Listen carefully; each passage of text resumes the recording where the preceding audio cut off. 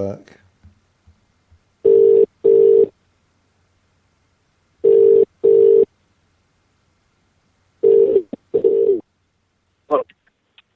Happy birthday to you. Happy birthday to you. Happy birthday, you Fenian crackpot. Happy birthday to you. Thank you very much, pal. Yeah, fucking fanny. Shut it. What's happening? What age are you? What age are you? What? 22? Aye. So I might be this line here. Oh, here, we're breaking up. The line's gone, wait a minute. Right, what the fuck? Right, we're losing a link up here. We're losing a link. Net link. Net ping. It's Spreaker problems. So what you have to do is refresh to refresh. Right, speaker problems here tonight. Right.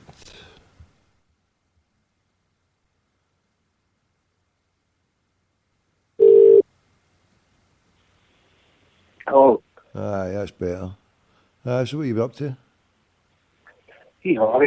Just doing a wee bit of DIY and that, and then the haircut, party time in order. Sad night, turns to sadness night, so I don't really feel the burst of wood, know what I mean? But sure, we should be celebrating them. I know it's a sad time and all that, but we should be drawing inspiration for what he achieved and the struggle he went through, and he come through it the way he did, and it should be a lesson to everybody in life. That's it. 100%. 100%. So, tomorrow obviously is another day, and we can reflect on his legacy, I suppose. Indeed, and what a legacy it is. I mean, guys like this, you don't get them very often. What he went through, all those years of oppression, and held as an innocent man in a jail, and seeing the way his people was treated. He was a true leader of men. Absolutely, and the dignity he showed when he was released, and the forgiveness he showed to people, and he managed to unite that country. I mean, I don't know if you've ever read The Long Walk to Freedom. The book a bit. I mean, it's absolutely an amazing book. I defy anybody. I mean, you'll laugh and you'll cry and you'll be inspired. And the way what in South Africa had the Rugby World Cup, and the way with all the politics with rugby at that time, and the way he embraced it, and just an amazing man. I'm one in a million. You'll never see like again. And just at that time, it was his daughter or his granddaughter was killed. Just the day or so before that, wasn't it? That's right. I think that's right. Aye. As far as I can recall, that's correct. He had to go. It was a car crash, or maybe an accident or something. Anyway, I can remember. I can't remember exactly if it was his daughter or granddaughter, but it's just in the morning or the day before of the World Cup that was opened, and I think did he go from there? I think he went to the ceremony or whatever. I don't think he went to the opening one or something. I can't remember anyway, but it was a sad time that he went through, yeah, but he's contributed through a lot. Aye. I mean, an inspirational figure. I don't like to... there's no need for me naughty, but a true friend of Irish republicanism as well, and a true friend of Sinn Féin and a reconciler of people. And I think he helped, as far as I'm aware, he helped the Sinn Féin leadership reconcile and find peace in Ireland as well. Obviously a peace to a certain extent, but I mean, he was definitely a friend to Ireland as well. Indeed. You're the second person I spoke to who has read that book. I spoke to old Jonathan down in Swansea, and he said that it affected him. Did it affect you in the same kind of way? Definitely, without a doubt. I mean, I've read a lot of books about struggles and things like that. I mean, 10 Men Dead about the hunger strikers is one that sticks out in my mind, but The Long Walk to Freedom is without a doubt an inspirational book to anybody that reads it. And I would recommend it to anybody if you've never read it.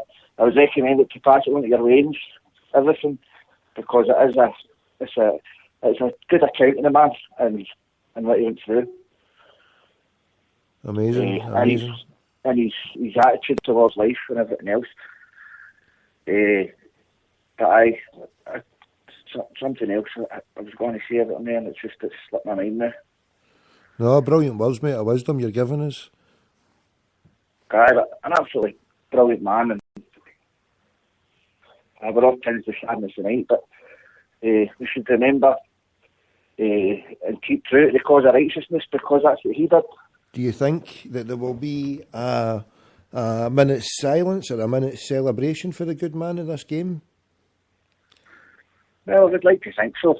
I don't know how the powers that be look these things, but you'd like to think so, especially so close to his death. You would think, but I think they've got to. And then when that happens, then it'll be a wonderful moment, because then it'll show that a political figure like him, you can't just airbrush out of history someone great. I mean, if they don't do a memory of him or don't show respect to him, then they've just airbrushed, the chance to, because if it was a world leader or something, someone big, I mean, someone as great as Nelson Mandela, then yeah, they should have a mark of respect. And then when they do that, then it shows you the rank hypocrisy that fills the game. When they say, "Oh, you can't bring politics into it," but you can't deny politics as part of everything. You can't just turn up at a game of football and say, "Oh, the world doesn't exist. We're just sitting watching a game of football in a little bubble and forget fucking everything else." No, that's not what it was done. That's not what football's all about. It's about uniting people, isn't it? That's the utter idiocity, everything that's been on in the past year and a half. Of course you can't just forget about politics. Politics is the fabric of society. Everything comes under politics. But I've got no doubt whatsoever the Celtic support, the primary intent, and all that. You just broke up a bit. Stay there on a phone. Sorry, I was just... Stay there. Right, we're paying tribute here to Nelson Mandela. Sadly, a wee bit of technical difficulties, but, nothing really compared to 27 years in Robben Island. Hello? Yeah, sorry, on you go. I was just saying... Hold on, I put it on.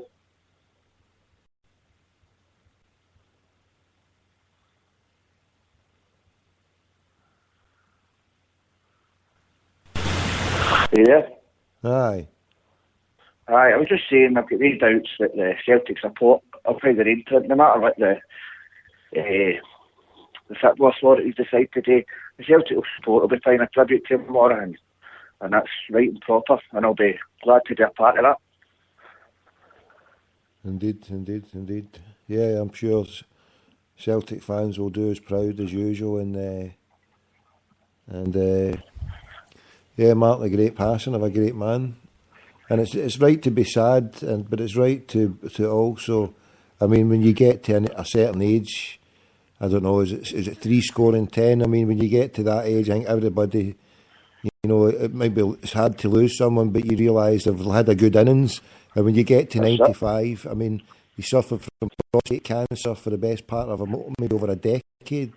So he went through a lot of personal pain and anguish, and his family seen him in that situation. At least finally they've got some closure and they can move on. So, it's all about... He was more or less in isolation in a prison cell for over 25 years. I mean, the mark of the man who can come through that and lead his country and unite his country after what it was... I mean, you can't even comprehend what that must have been like. You know what I mean? You can't even... There's no point even trying to think about what it must have been like, because you just couldn't. And for him to come out and do what he did after that, it's just, well, as I say, he's a unique person, and may God rest his soul. I'm just looking at BBC 24 and I'm watching them doing a kind of, I don't know, they're just going round chanting and clapping in Soweto. Aye, good. Glad to hear that. I'm glad to hear that, because I'm sure that's what he wanted. And say, I mean, I don't think pride is a feeling the man had, but he'd be humbled, and I'm glad that people are South Africa are celebrating him, and because they've got a lot to thank him for. I know, he's truly a great man, mate.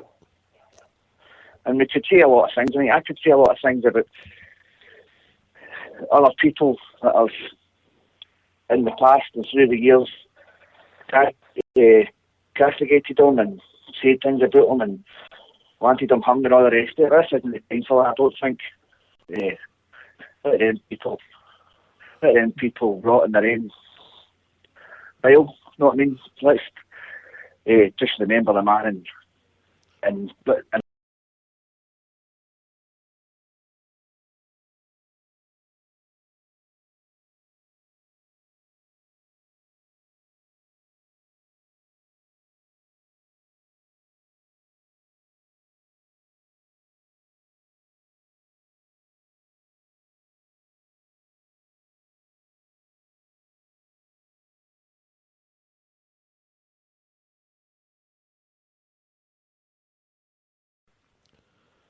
We just had a wee outage there, just refresh.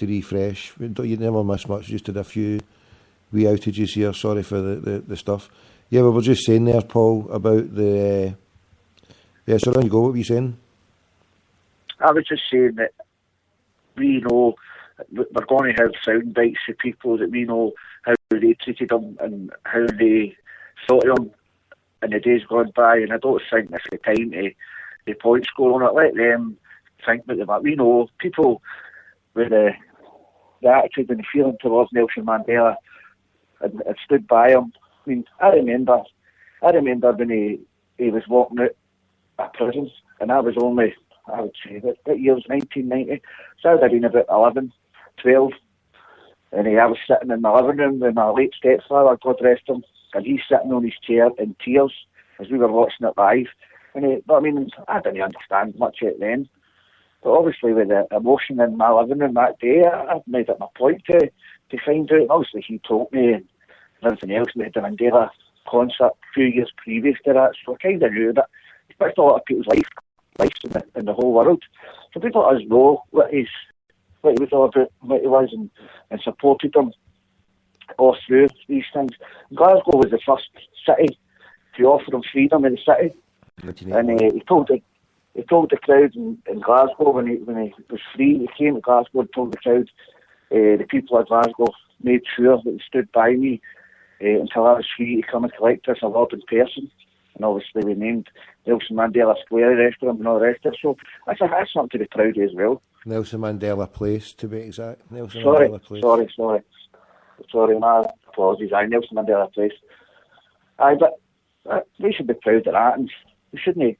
I know it's hard to take when you see people like David Cameron and all that speaking about them and others, whoever it might be, but let's not dwell on that. It's not the moment for that now. We can dwell on that another time. No, but it comes in the back of the stuff that happened with the poor people in the Clutha, and you know, God rest him as well. You know, tragic it is, but it really sickens me when I hear these despicable people. It's like they're wanting to, you know, point score or wanting to be seen somewhere and try to sound you know, look, we can give pieces. Everybody, you know, who's suffering here, just, I don't know, and it's just in the back of this. Now I'm going to have to see this all with Nelson Mandela, but you're right, 100% right. We should, you know, what we're here to do is to pay tribute to a great man, and I don't make too many like this boy, do they, anymore? There's not too many greats left now, you know what I mean? Who else is there as a symbol for mankind, as a hope? I mean, now he's gone, mate. Let others revise history how they see fit. If people know, and it's all well documented, what he did, what he was, and what he stood for. And for that, we should all be eternally grateful and should remember him with pride and celebrate him.